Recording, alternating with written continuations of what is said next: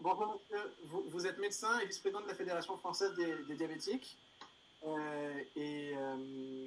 Écoutez, vous avez la parole, c'est pour une intervention, il me semble, prospective autour de la question du Ségur de la santé. Oui, je voulais vous remercier d'abord de donner la parole aux patients dans cette assemblée où vraiment vous avez fait des interventions toutes les unes et les autres plus brillantes et plus intéressantes et parfaitement bien. Alors je vais peut-être rabaisser un peu le débat en parlant de choses qui vont être peut-être plus pratiques. Je ne sais pas si vous me voyez, moi je ne me vois pas, et si vous m'entendez, ça marche? On vous voit, on vous entend. Eh bien c'est parfait. Donc je suis effectivement médecin, mais c'est pas en tant que médecin que je m'exprime, hein. Je suis diabétique d'abord, et j'ai succédé à Gérard Raymond à la Fédération française des diabétiques, lui-même ayant été élu président de France Asso Santé. France Asso Santé étant la représentation institutionnelle de la démocratie sanitaire en France depuis la loi de 2016 sur la modification du système de santé. Alors, la Fédération française des diabétiques, la raison d'être, elle est en plein dans le sujet de tout ce que vous avez évoqué ce soir. La Fédération française du diabétique a comme manifeste, comme mission, de créer du lien de manière à ce que chaque personne diabétique se sente soutenue et devienne autonome, selon des valeurs inscrites dans un manifeste de la Fédération qui sont l'humanisme, le militantisme, la proximité, l'innovation, la proximité, l'indépendance et la qualité.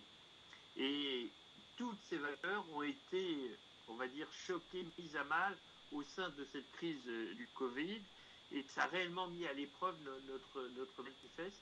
Et c'est pour ça qu'il faudrait faire un tout petit rappel en arrière avant de parler du futur avec le Ségur. Vous l'avez noté, ces différentes valeurs du manifeste reposent intrinsèquement sur les valeurs de l'éthique médicale, comme celle de Beauchamp-Chandler, qui sont la bienfaisance, la non-malfaisance, et on vient d'en parler avec la chloroquine de manière extrêmement précise, mais également on en avait parlé avant de l'autonomie des patients et de la justice sociale, qui sont autant d'éléments que nous devons prendre en compte dans tous les raisonnements et qui nous poussent dans nos actions.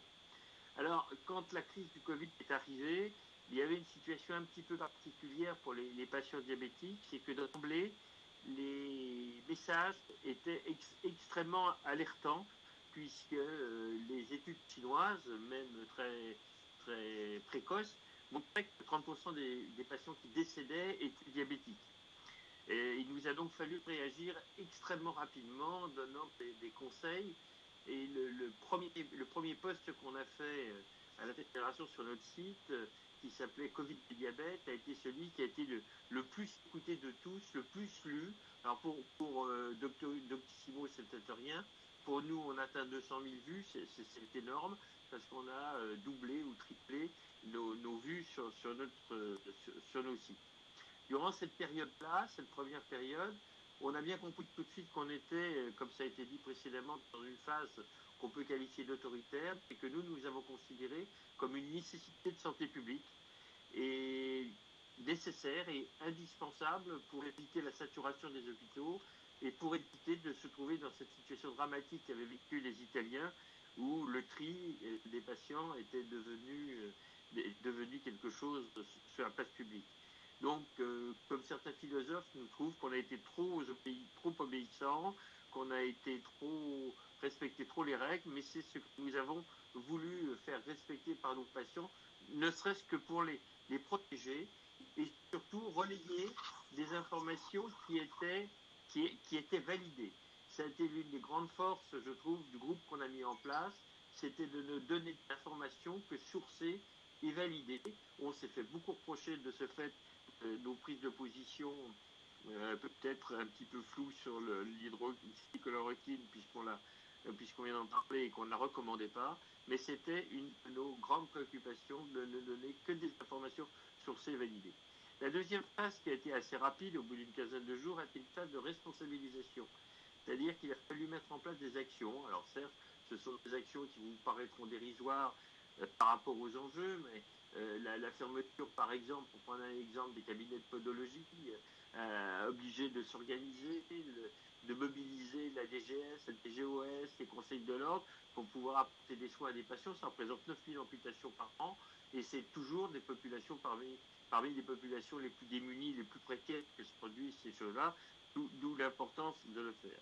Le ministre l'a dit, l'interdiction devait devenir l'exception et nous, on a dû convaincre et associer les 81 associations fédérées, qui représentent pratiquement une association par département, pour les informer, pour les aider et pour qu'ils prennent en charge tous les patients qui se trouvaient extrêmement démunis et anxieux dans cette période de confinement. Ce qui fait qu'on a mis en place des lignes d'écoute supplémentaires. Habituellement, on a des lignes d'écoute qui sont sociales, essentiellement médico-sociales, ou sur le droit au travail notamment.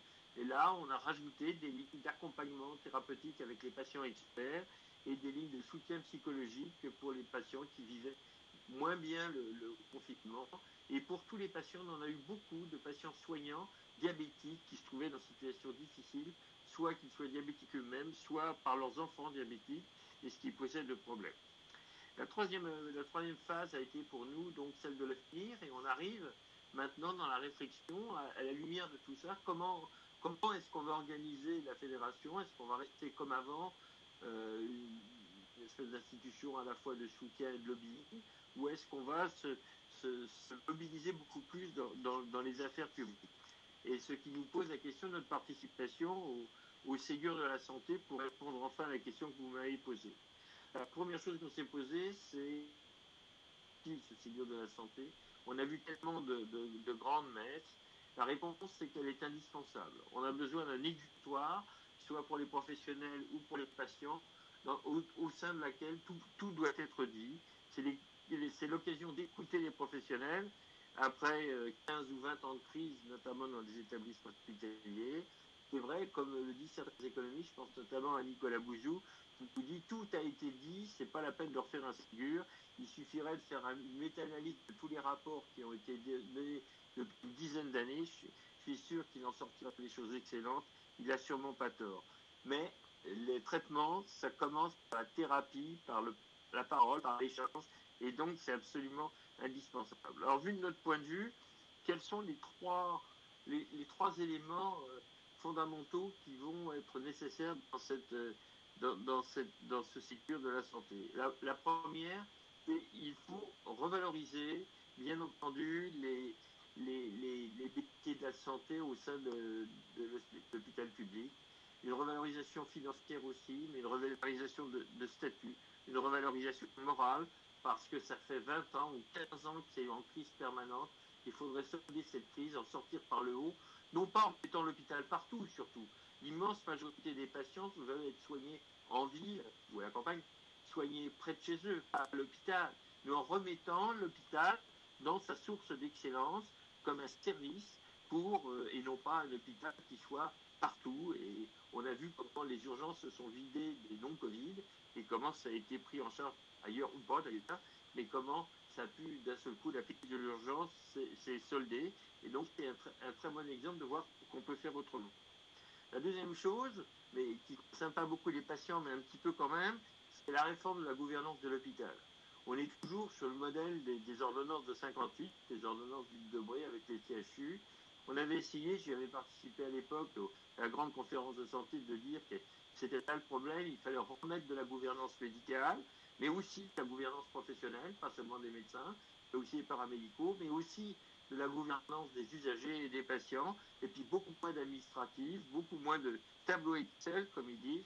À l'époque, on n'avait pas été entendu, parce que c'était pas mûr, dirons-nous.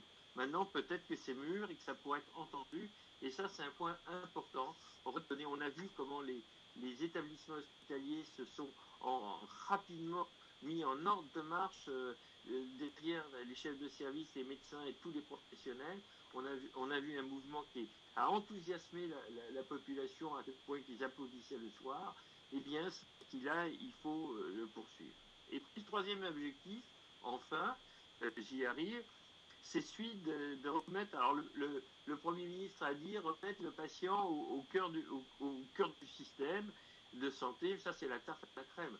Nous, ce qu'on voudrait, c'est que le patient soit à la table des négociations et que cette table des négociations soit aussi bien au niveau hospitalier, avec une place réellement entendue des représentants des usagers. Là, pendant la crise, la démocratie sanitaire dite représentative pendant la crise, elle n'a pas du tout existé. Il n'y a pas eu d'avis recueillis de la CNSA, il n'y avait pas de représentants des usagers dans les différents comités d'experts, les représentants des usagers dans les établissements hospitaliers n'ont pas été mobilisés, et leur rôle dans les CRSA et avec les ARS a été quasi nul. Ils sont apparus dans le comité de suivi du Covid de l'ARS, où il y a 2 représentants. Il était temps. Voilà, on peut dire que pendant toute cette crise, il y a eu, comme dans d'autres domaines qui ont été cités précédemment, une absence de la démocratie sanitaire représentative. En revanche, nous, ce pour lequel on plaide, qui est une démocratie sanitaire impliquée, efficace, constructive, elle a beaucoup œuvré. Elle a beaucoup œuvré au niveau local et au niveau national. Les relations qu'on a eues, alors peut-être que les diabétiques ont des relations privilégiées avec les institutions, mais les relations qu'on a eues avec l'assurance maladie, qui a été d'une agilité formidable pendant cette crise, on ne s'en rend pas compte, on ne le dit pas, mais tout ce qui a été fait, c'est extraordinaire. Ils ont modifié les systèmes d'information en 24 heures pour pouvoir distribuer des arrêts de travail aux personnes sans passer par les médecins. Il y a un certain nombre de choses qui ont été faites. On a obtenu des choses formidables sur les podologues dont je parlais, qui étaient complètement exclus des masques. En 48 heures, on leur a redonné des masques. Je veux dire, on a vu que quand on s'implique localement ou même au niveau national, directement avec les acteurs concernés, ça marche.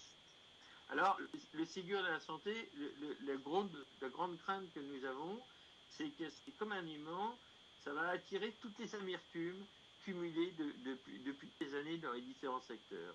Alors, il y a les 3 grands secteurs qui ont été définis sur l'hôpital, et puis il y a le 4e secteur, le 4e pilier, fourre-tout du territoire, où là, on met tout.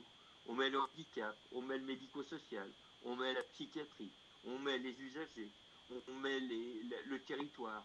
Et en fait, c'est là où on est extrêmement dubitatif sur l'efficacité de ce qui va se passer.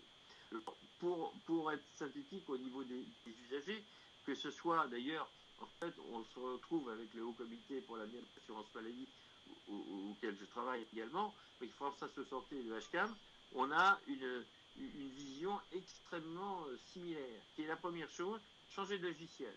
C'est-à-dire que jusqu'à présent, quand on essaye de faire une organisation territoriale, on base sur l'offre. C'est-à-dire on regarde les ressources et on essaye d'organiser les ressources et non pas sur les besoins. Et ça, c'est un point qui nous paraît fondamental. Inverser ce logiciel. C'est-à-dire que c'est à ce niveau-là où la démocratie sanitaire peut impliquer. Il existe tout un tas d'organisations, que ce soit les CRSA, France Asso Santé demande qu'elles deviennent des vrais parlements régionaux de la santé et de l'autonomie qui puissent inculquer au niveau des ARS des recommandations, mais il faut descendre à un échelon plus bas. Le bon échelon, c'est le département. Ce sont les délégations départementales des ARS qui, elles, permettent d'arriver au niveau des territoires, au niveau des CPTS, des communautés professionnelles territoriales de santé.